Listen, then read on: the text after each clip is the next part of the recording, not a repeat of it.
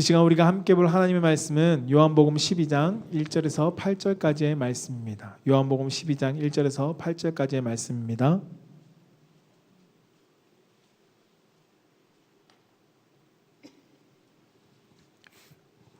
요한복음 12장 1절에서 8절.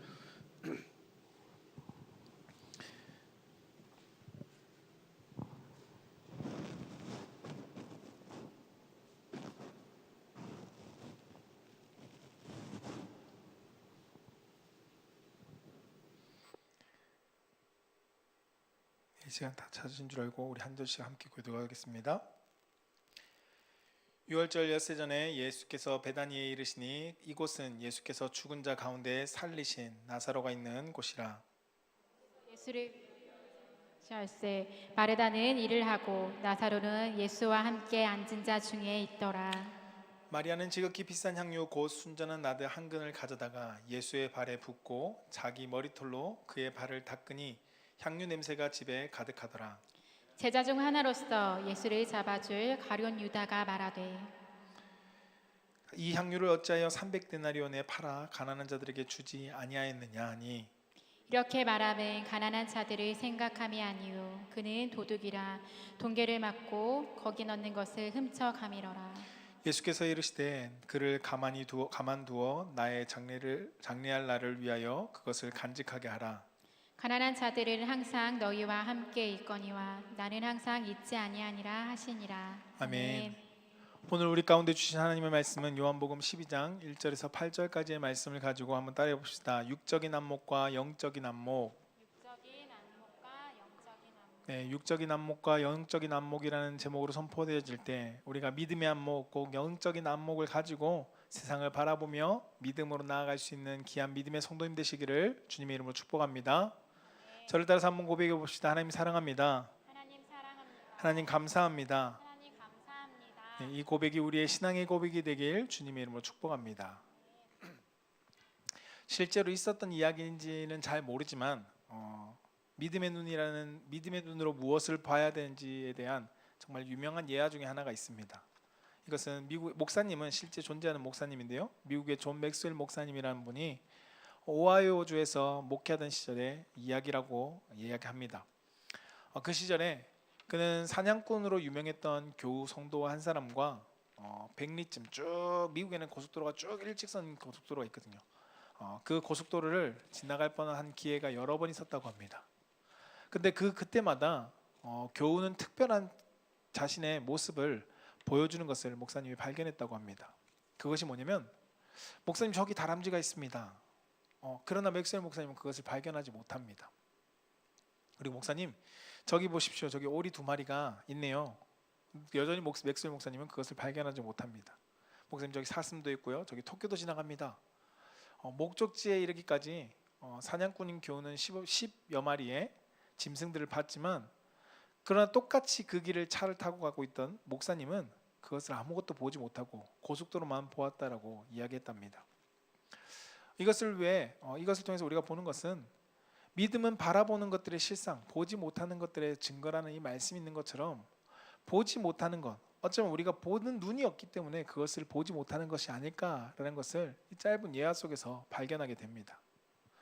동일하게 바라보지만, 동일한 것이지만 그것을 보는 눈을 가지지 못할 때 우리는 보지 못하는 것이라고 말할 수 있을 것입니다. 마치 12명의 정탐꾼들이 똑같이 가나안 땅을 정탐했지만 2명의 사람인 여호수아와 갈렙은 보았던 것을 정탐꾼의 10명의 정탐꾼은 그것을 바라보지 못했습니다. 동일한 것을 보았지만 두 명의 정탐꾼은 믿음으로 그것을 바라보았고 믿음으로 그것을 쟁취했습니다.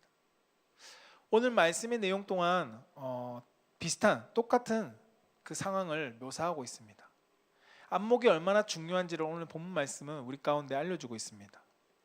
같은 여인을 바라보고 있고, 같은 물건을 보고 있고, 같은 상황을 바라보고 있습니다. 그런데 예수님이 보시는 안목과 가룟 유다가 보는 안목이 전혀 다르다는 것을 오늘 성경은 우리 가운데 소개하고 있습니다.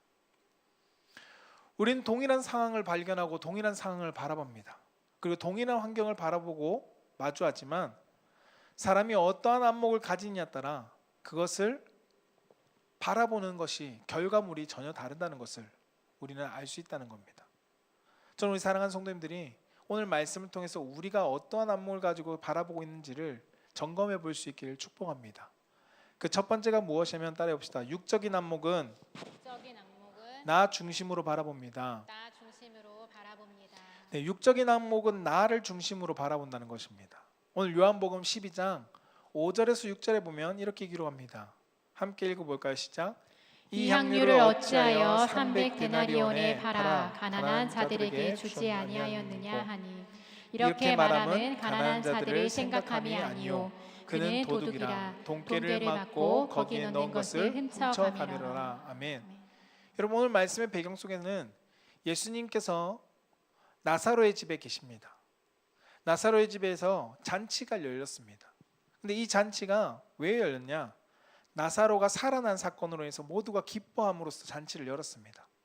그런데 나사로가 주인공이 아니라 그 나사로를 살리신 예수님을 위해서 그들이 잔치를 연 것을 오늘 앞절에서 볼 수 있습니다. 각자 이 자리를 통해서 예수님께 감사를 표현합니다. 마르다는 마르다만의 방법을 가지고 예수님께 감사를 표현합니다. 무엇을 해요? 그가 잘 대접하는 것. 마르다는 성경에 보면 잘 대접하는 사람이었습니다. 그가 최선을 다해서 모든 잔치를 준비하고 최선을 다해서 그 음식을 준비하고 예수님을 섬겼습니다. 그런데 이 잔치의 식사 자리에 마리아는 예수님 곁에 와서 자신이 가지고 있던 아주 값비싼 향유 그 한 근을 가지고 와 예수님께 붓습니다. 마리아는 그가 드릴 수 있는 것 중에 가장 귀한 것을 가지고 하나님께 드렸습니다.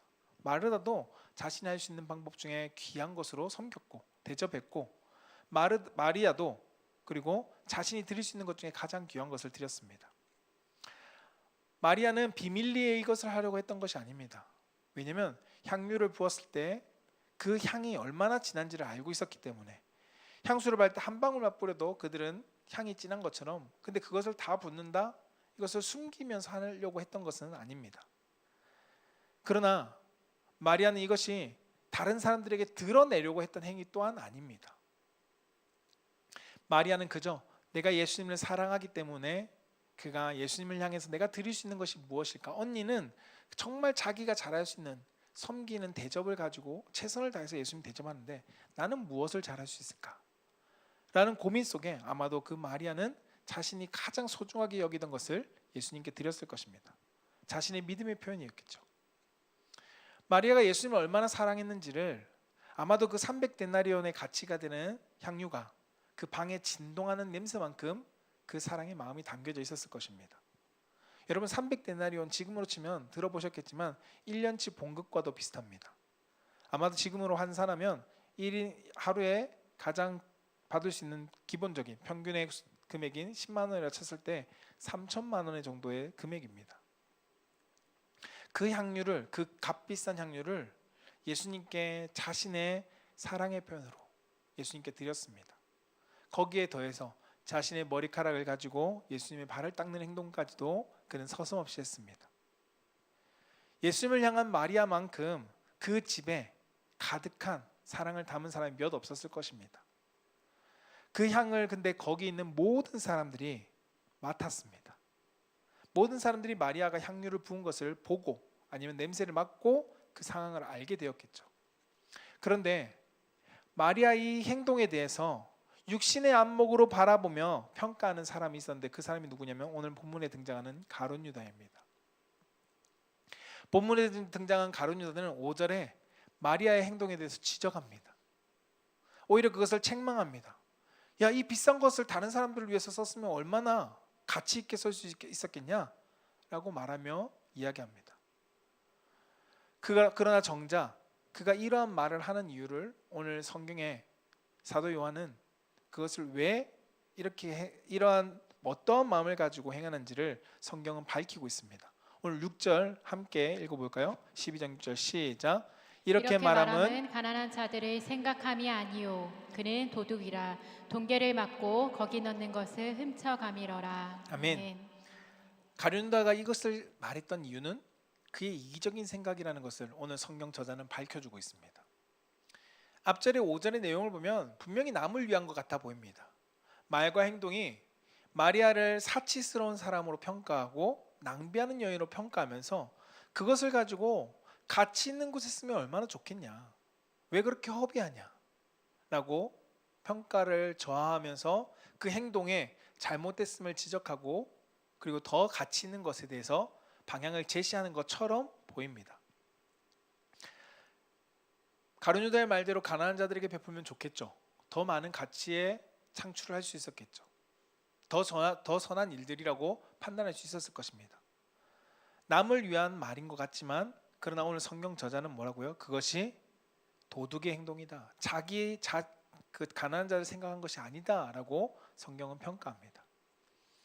바로 가룟유다 자신을 위한 말이었습니다. 자신이 그것을 넣으면 내가 그것을 이익을 쟁취하기 위한 가룟유다 욕심에 담겨 있는 말이었다는 겁니다. 왜냐하면 가룟유다는 그 예수님의 무리에 금전을 담당하는 사람이었기 때문에 그 돈꾀를 맡아서 훔쳐갔던 것을 사도 요한은 기록하고 있던 것입니다.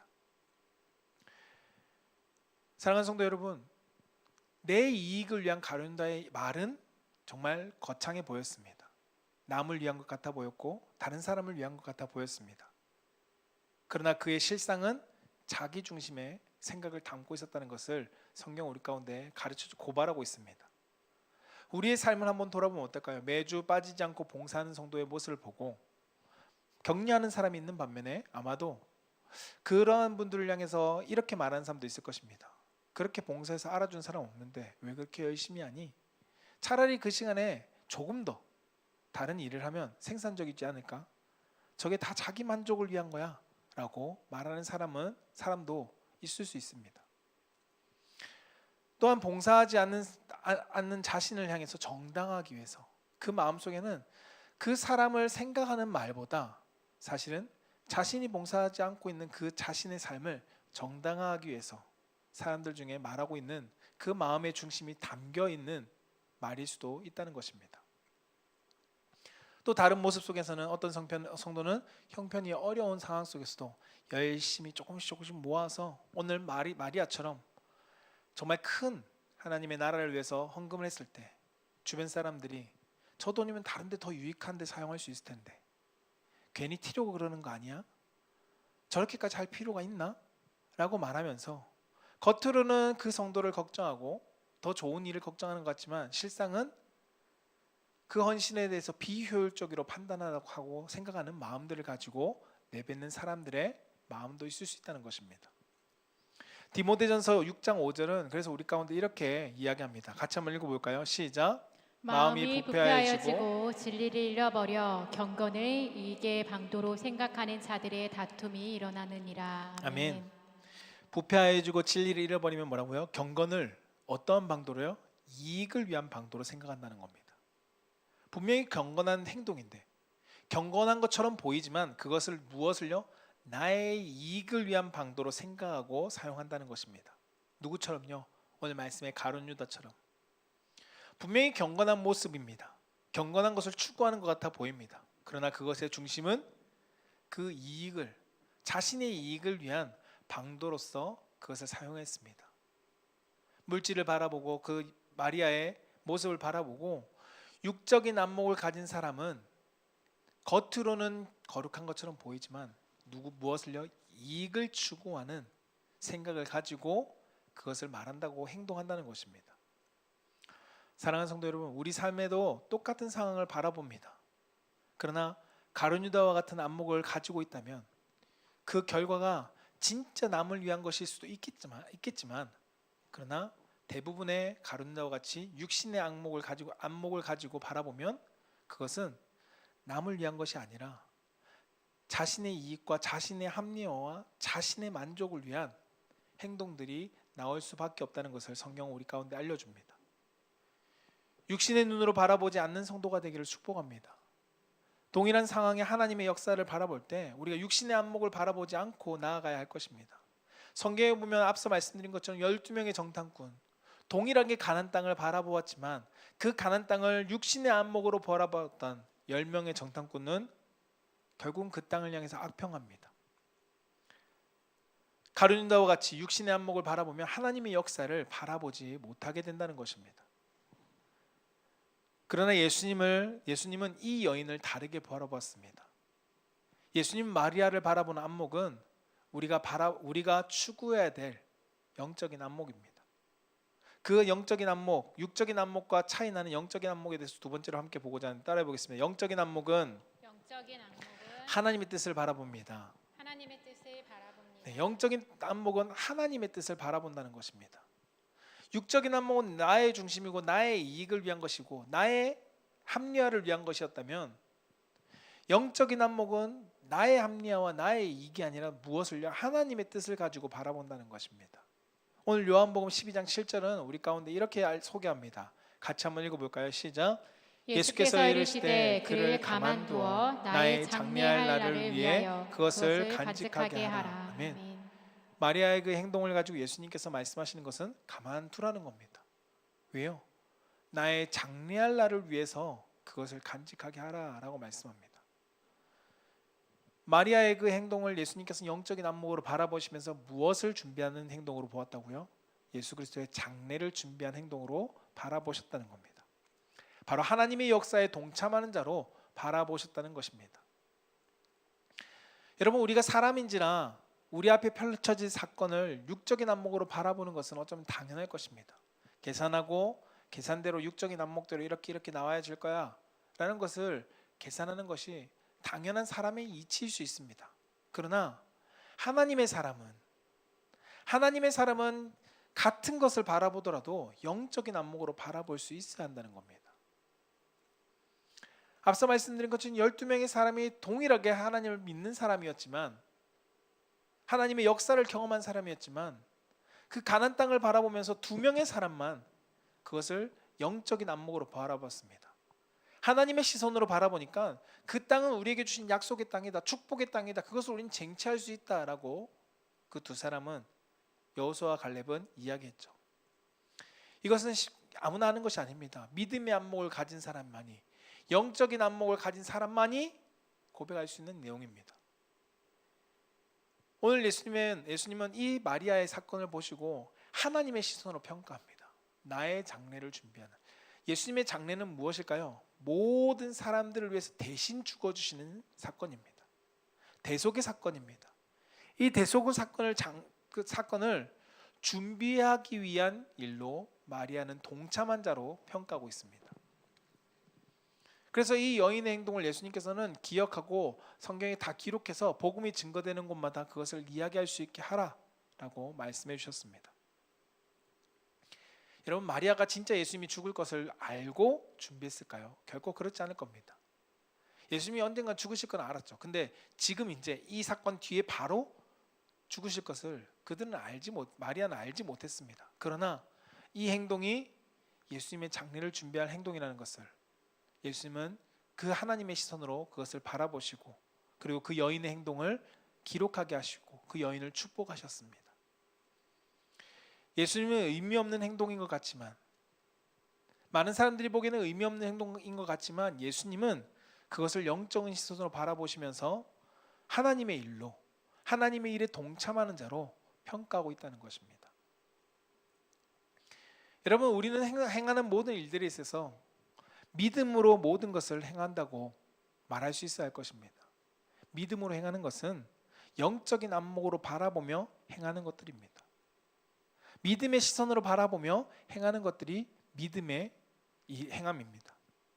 분명 우리는 이해되지 않을 수 있습니다. 이 상황이 이해되지 않을 수 있고, 이 행동들이, 이러한 결과들이 이해되지 않을 수 있을 것입니다. 그러나 우리가 그것을 영적인 안목으로 바라보기 쉽지 않다 할지라도, 환경을 바라보거나 육적인 안목으로 그것들을 우연이라는 사건으로 우리가 치부하는 것이 아니라 하나님이 역사하시는 일로 우리는 바라볼 수 있어야 한다는 것입니다.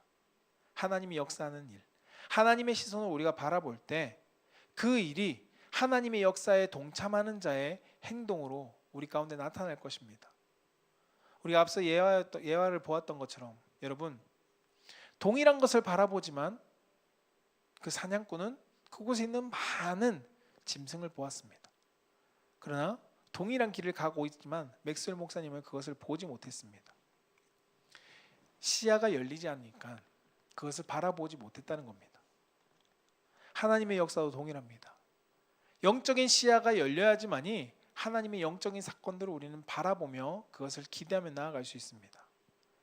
그러나 우리의 영적인 시야가 열리지 못하면, 영적인 안목이 열려지지 못하면 우리는 동일한 상황을 보고 육적인 안목으로밖에 평가할 수 없다는 것입니다.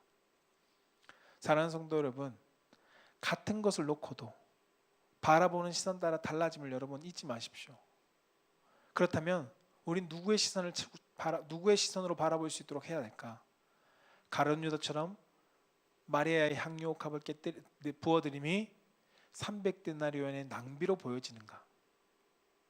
아니면 예수님처럼 마리아의 향유옥합을 부어드림이 예수 그리스도가 모든 죄를 담당하고 가심에 내가 기념하고 그것을 준비하는 자의 행동으로 바라보는가?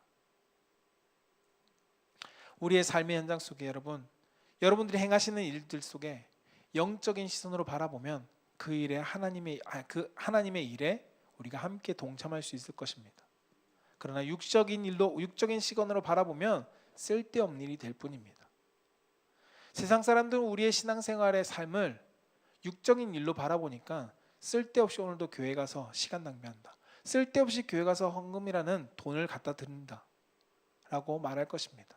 그러나 우리는 그것을 영적인 시간으로 바라볼 때 하나님을 예배하는 가장 귀한 일이고 하나님께 헌신해서 드리는 가장 놀라운 고백이라는 것을 우리는 말할 수 있는 것이죠. 그러나 다만 이게 헌금과 예배 생활뿐만 아니라 여러분들의 삶의 전반의 모든 일들에 있어서 우리가 영적인 시각으로 바라볼 수 있길 바랍니다. 마지막으로 이 예화를 함께 보기를 원하는데요. 여러분, 롯과 아브라함의 동일한 땅을 바라보는 사건 속에서 그들의 시야가 전혀 달랐음을 성경은 이야기합니다. 창세기 13장 10절은 롯이 그 아브라함과 함께 있는 땅을 바라보고 이렇게 평가하는데 함께 읽어볼까요? 시작. 이에 롯이 눈을 들어 요단 지역을 바라본즉 소알까지 온 땅에 물이 넉넉하니 여호와께서 소돔과 고모라를 멸하시기 전이었으므로 여호와의 동산 같고 애굽 땅과 같았더라. 아멘. 여러분, 롯이 요단 지역을 바라보니까 소알까지 물이 넉넉했다는 겁니다. 그런데 하나님은 전제 조건을 이야기하죠. 소돔과 고모라가 멸망당하기 전이라는 것입니다. 그들이 영적 상태를 알아보지 못했습니다. 이 롯은 그 소돔 땅으로 감으로써 그는 그곳에서 많은 고난을 겪고 재산도 잃어버리게 됩니다. 그 많던 재산으로 인해서 아브라함과 나뉘게 되었는데 그 많은 재산도 잃어버리게 됩니다. 무엇 때문에요? 영적인 안목을 가지지 못해서 그곳이 저주의 땅인 줄 알지 못하고 그곳으로 갔다는 것입니다. 그러나 아브라함은 바로 이어지는 14절에 하나님과의 대화 속에 이렇게 말씀합니다. 같이 한번 읽어볼까요? 시작. 롯이 아브라함을 떠난 후에 여호와께서 아브라함에게 이르시되 너는 눈을 들어 너 있는 곳에서 북쪽과 남쪽 그리고 동쪽과 서쪽을 바라보라. 아멘. 하나님께서 아브라함의 시야를 영적인 시야로 보게 하실 때 그 가나안 땅에 있는 모든 것들이 축복의 땅으로 바라보게 하셨습니다. 우리의 삶 또한 동일합니다. 롯처럼 육신의 눈으로 바라보는 것이 아니라 믿음의 눈으로 바라볼 수 있는 성도가 되기를 주님의 이름으로 축복합니다. 영적인 시선으로 우리가 하나님께서 만들어 가실 놀라운 삶을 바라보길 축복합니다. 그때 하나님은 우리가 바라보는 그 믿음의 시선 위에 하나님께서 펼쳐질 그 그림을 우리는 발견하게 될 것입니다. 저는 우리 사랑하는 성도님들이 영적인 안목이 열려서 하나님의 뜻을 발견하고 그 뜻에 함께 동참하며 나아갈 수 있는 귀한 믿음의 성도가 되기를 주님으로 축복합니다. 말씀을 정리하고자 합니다.